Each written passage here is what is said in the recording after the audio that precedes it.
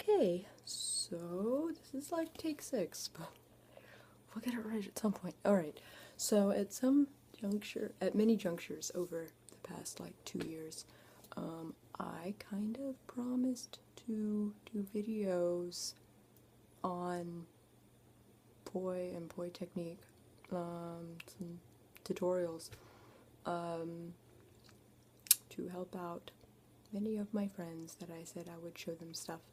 And so I guess I should get around to that, huh? I guess step number 1, I'm gonna say is get some fucking poi. You don't necessarily have to like buy like a fancy schmancy set, right? You can just get some cheap junk. The ones that way you can experiment with it, and also if you decide that it's really not for you, you're not out a lot of money. I personally started with like a pair of glow sticks, like, you know, tied to yarn. I was doing particularly light stuff so I can like learn stuff like, you know, wraps and whatnot, because that's the kind of style that I like. There are some poi where you can't really do that with. And this is a soft tether, so it allows me to do that. So I'll be showing quite a bit of wrappy stuff like that, because that's how I spin. The other one that springs immediately to mind is the sock poi method, which is basically you take a long pair of socks, like the sock-at-tumi stuff, like the thigh highs, or just like some tube socks or something like that, and put some beans and rice in the toe, in a baggie in the toe, to give it just enough weight. These are weighted very much like fire poi, I guess, so that the jump isn't so bad. The heavier it is, the more stress it's going to put on your hands and fingers, and it's going to take more strength to actually get it to like do cool stuff.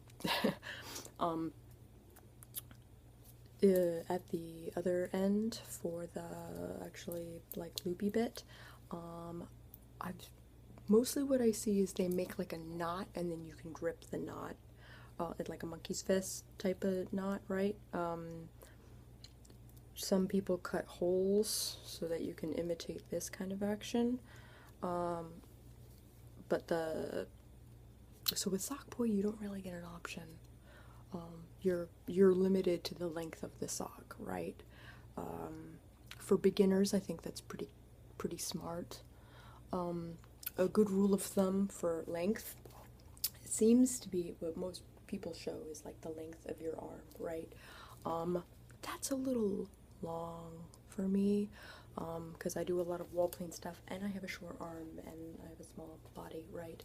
So what I end up doing with these guys is I have this for the long tether, and then, you know, I wrap it once, and this for the short tether.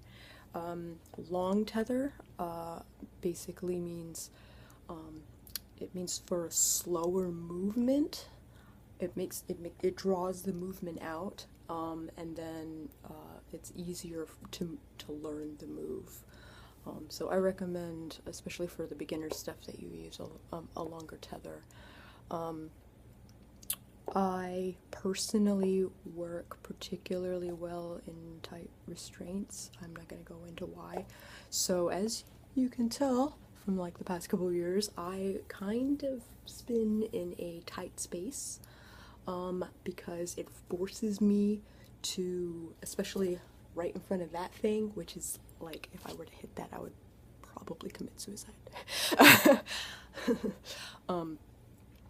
But it forces me to keep my planes straight, which I'll get into in another video or whatever. So, all of that spit out, I'm gonna recommend that you go ahead and make a cheapy set of poi, be it out of glow sticks and yarn or out of socks and beans, and then just freaking spin them, but like fucking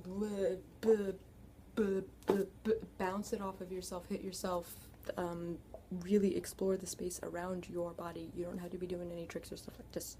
Get a really good idea of how the weight feels in your hand and around your body, and then in a week or 3 I'll do another video and we'll actually start, you know, getting used to this stuff.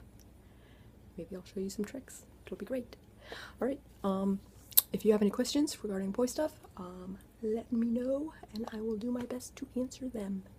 Just ask in the comments. Love you guys.